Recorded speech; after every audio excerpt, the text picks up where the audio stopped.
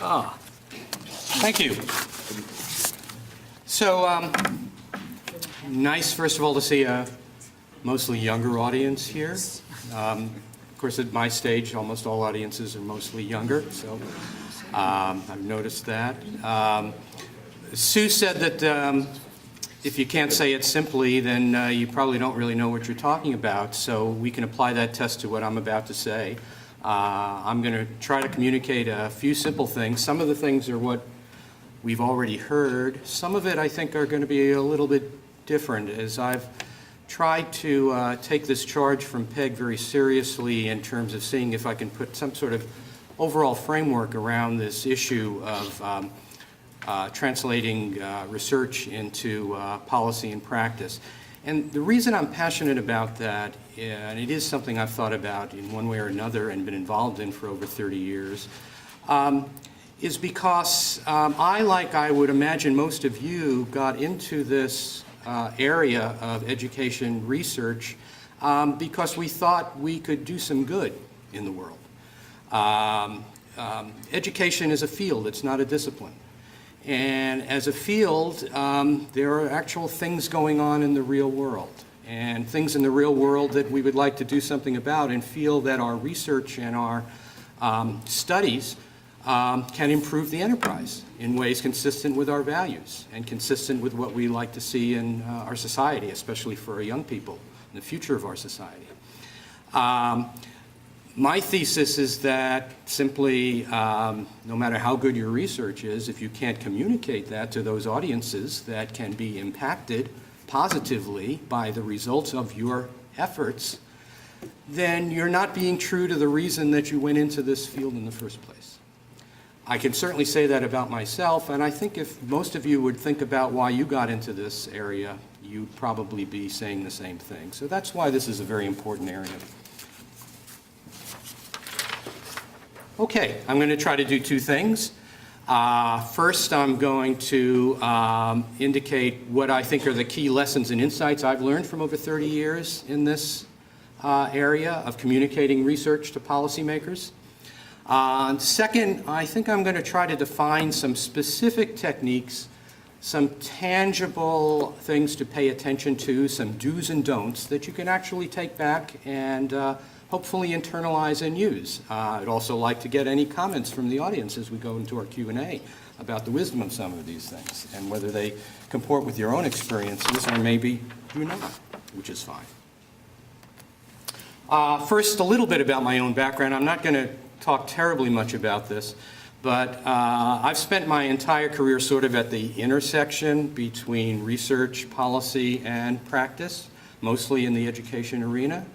I'm a PhD from the Syracuse University Maxwell School in the social sciences, just like Peg. My career really started, although I did some teaching in political science at Penn State. I decided I didn't want to be an academic, so I moved to the U.S. Department of Education in 1985, and I became a project officer for a series of mandated studies on the Title I program, the ASCA Title I program, which is still very much with us now under its latest incarnation known as ESSA. I then went to the National Education Goals Panel, which was a short-lived but relatively influential consortium of governors, legislators, and administration officials that was put together to implement indicators for informing what were then 6 national education goals that were all supposed to be achieved by the year 2000. When the goals panel came up for reauthorization in 1998, my quip, and I guess I can say that I don't mind social media, nor filming, although this may come back to haunt me. My quip was within the reauthorization they should just change the 2, and by the year 2000 just make it a 3, and then there would be no problem at all. I'm not sure how well that advice was taken. Nobody called me on it. I learned a tremendous amount as the deputy director and acting director of the goals panel. I was involved in testimony before the panel. I was on C-SPAN. I talk to reporters, and Yogi Berra once said you can observe a lot by watching, so I sort of watched myself in terms of learning some lessons from all of those experiences. I then went to the National Center for Education Statistics as first special assistant to the commissioner and then associate commissioner for analysis reporting. We did several press events there, mostly around the Third International Math and Science Study, which still has had subsequent studies and reports from them. As a matter of fact, years and years ago, I did a keynote at AFA about the TIMS study, the first one, even though it's called the third. There were actually two others, but now they've been just reincarnations of TIMS. I, again, got to talk to reporters. I was on talk shows and got to, again, observe a lot by watching. I then went to the, what was then the Office of Education Research and Improvement, which then became the Institute of Education Sciences. I worked for the assistant secretary there, special assistant, and then special assistant to the first director. And I got very involved in the, what I call the evidence movement, which is why I love this button. How do you bring high quality research evidence to bear to inform and improve policy and practice? And how do you communicate that? And again, I got lots of experience in those positions talking to policymakers and other advocates and lobby groups, et cetera, with regard to the information that I thought was necessary as we would do things like roll out the What Works Clearinghouse, which I'm sure many of you are familiar with, or working with the Regional Education Labs, which I was the project officer for a period. I can't hold a job, so I left the IES and went to the National Academy of Sciences, where I was director for Center for Education. The academies come up with a number of reports, as you know. They are consensus panel reports. One of the jobs of the academies is to communicate and disseminate this information to, again, those who could hopefully benefit from those synthetic studies and reports. So again, I observed a lot by watching. And finally, I went to WestEd as the Director of Evaluation and Policy Research, where our evaluation studies and our research reports were actively disseminated and communicated to our clients, who were paying us some very good money to say, well, what does this mean, and what policy implications are there from the research and evaluations that you've conducted. So, so I've had a fair number of experiences in a number of different places, both inside and outside of government. Okay, I'm going to start by talking about key lessons.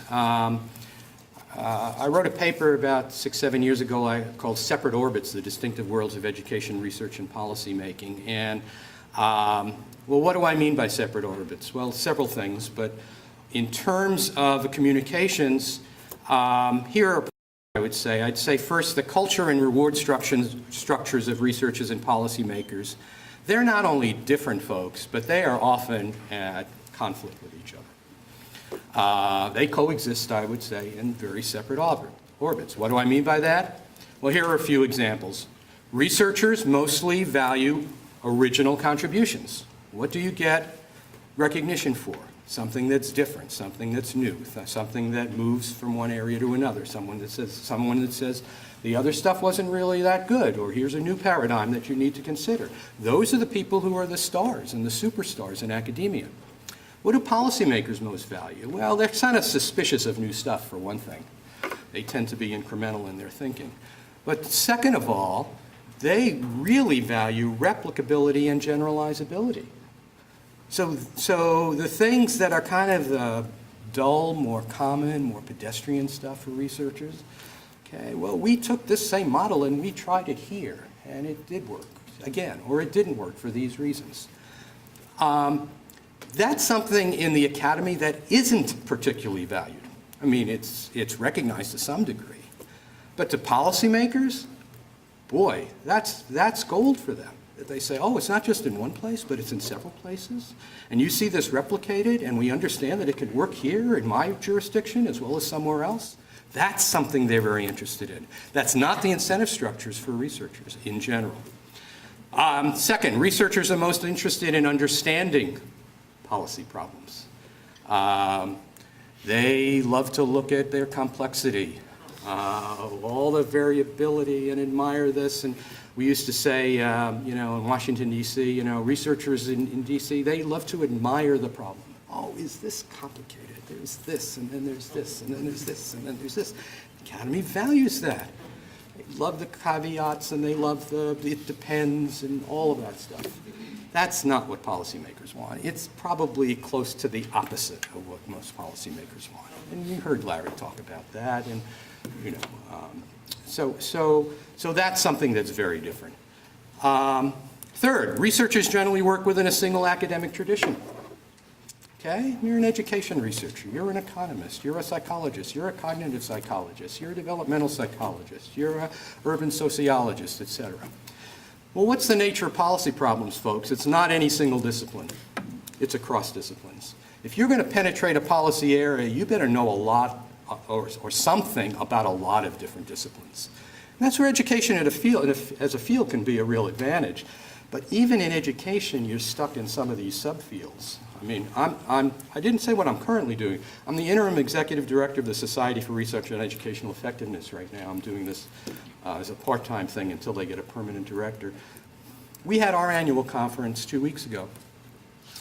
The difference, even in those subcultures, which should be really close, is pretty striking and a problem in the field, I would say. Something we still need to work on. Because the problems of education are multidisciplinary, and we need to figure out better ways if we're going to penetrate those problems for policymakers to learn to talk to each other and across from the different discipline perspectives. Finally, and you've heard this before, researchers value longer-term studies, producing work meets the standards of their academic peers, policymakers need it to be time sensitive. We want it now. They could want something today and something totally different or the opposite tomorrow. I've gotten too many of those requests. And very responsive to the policy and political demands of the marketplace. Not much time for analysis. What's the bottom line? I have lots of competing demands. Tell me what this means for me. Very different incentive structures. But I would contend again, if you want to penetrate the policy community and actually have your work have an impact on the field and on the enterprise, then you need to learn that and appreciate that they come from a very different place than you. And you need to be introspective about your own incentives and some of the things that work very well, and in fact you have been taught as academic researchers, are not going to work at all, in fact, are going to be counter to what is likely to work with policymakers. I need to move on. 5 minutes. Communications conventions. Very different contexts of researchers and policymakers extend to these conventions, which are also frequently at odds. Researchers are taught how to communicate with their peers, not the outside world. You've heard this before, I won't go over it too much. They like to talk large, long talks, detailed manuscripts, lots of conditions, complexities, and caveats. It depends. What's the most ubiquitous research finding? It depends. On the one hand, on the other hand, on the other hand, on the other hand. Not good for policymakers. And the thing is that researchers in their academic training are not taught about this. So you have to, the only way to learn it is to observe, be Yogi Berra, observe by watching. So I'm trying to shortcut. I think we're all trying to shortcut some of that here. Policymakers want it short, crisp, clear, etc. What's your story? What's your bottom line? What are the trade-offs? What are your specific recommendations? This is a very different context than, again, the reward structure you're likely to experience in the academy. Okay, so I said I'd get to specifics. I've got, how many? 7 specific recommendations for bridging the divide. 1, put yourself in the policymaker's shoes. Okay? Think like them. If I were them, what would I be interested in? Know the context of what they're interested in and why. What is likely to most interest them about your work. Why they should care about your research. Second, separate the wheat from the chaff. All your knowledge is not equal. Don't tell them everything you know. Prioritize what is most important for the policymaker to know. And this is very difficult. Ignore the rest. I don't mean give it short shrift. I mean ignore it. Less is more in this area. And it may be some great stuff that you're pushing aside, but if you don't make those 2 or 3 points that they most need to know and make it 6 or 7, that's going to hurt your ability to communicate the 2 or 3. 3, focus on policy implications. Be direct and specific about what your research means for policy making. You don't have to ignore conditions and nuance, but get past it to how policy should change based on your work. I was at so many hearings with academics in goals panel and other areas where they'd have the question, where the policymakers were trying to search for, well, what does this mean for me and what I should do, et cetera. And they couldn't come up with it. They hadn't thought about it. They didn't think that was their job. Well, go in as that is your job. What does this mean? If I were again in your shoes, what legislative provision should change very specifically and why? 4, practice how to communicate with researchers. Practice, practice, practice. Like anything else, it gets better with practice.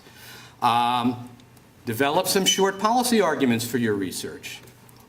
Figure out an elevator speech, literally. What would you do if you had 30 seconds with a policymaker and you wanted to talk about your research? Draft a 2-page memo and test it out with someone who's not an expert. I'd use my wife. She's great. Best feedback that I'd never get elsewhere. They're much more comparable to the policymaker than your average colleague in academia. Close? I'm almost done. Market your work to policymakers, okay? It's not a dirty word to market, okay? Think strategically about who you want to communicate with. Who are the people who would have leverage on this policy issue, and how can I get to them? There's nothing unholy about thinking that way. Learn from your experiences. Yogi Berra again. Observe a lot by watching. You're researchers. You should be introspective about what's working when you are talking to policymakers and what's not working. All right, here are 2 last important ones. One is know your boundaries, okay? You can talk with policymakers. You're not a policymaker. And one of the things I've seen is what we used to call going native, or getting Potomac fever if you're in Washington, which is, I'm completely captured. I love this policy stuff. I'm really one of them. I'm not really a researcher. Well, if you do that, let me modify that. Have your eyes open going in, because those people will lose favor in the academy, and I would say rightly so, because they're not doing the things that they're uniquely capable of doing, which is the high-powered, high-quality research. And the last thing I'm going to say is be both persistent and patient. And I'll give you an example of that, and it happened, fortunately, very early in my career. I was a project officer for these mandated studies of Title I. We came up with a recommendation for concentration grants under Title I. Because we did research, and we had a national database to do this, to basically say all poverty was not equal. That if you were a poor kid who was attending a school with very few poor kids, your likelihood of being a low achiever was actually less than if you were a well-to-do kid in a high-poverty school. And we actually documented that, and let me say, people love that graphic that we put up when we communicated it. But because of outside circumstances, that went nowhere with respect to the reauthorization of Title I, which is what we were supposed to do. 5 years later, reauthorization came up again. Time was right. Fortunately, we had communicated the idea well. We had done a lot of other work, and I published an article. There were other reports, et cetera, and it came to be. Now concentration grants are in several, if not most, state finance formulas. It's the basis of litigation in many states. So some ideas are timely. Other ideas are timeless. look for the ones that are timeless and be patient, because that time may come for when, if you're able to communicate it successfully, you will really have an impact, and again, get the kinds of value and benefit of being in this field that I think you went into this field in the first place for. Thanks very much. Sorry I went.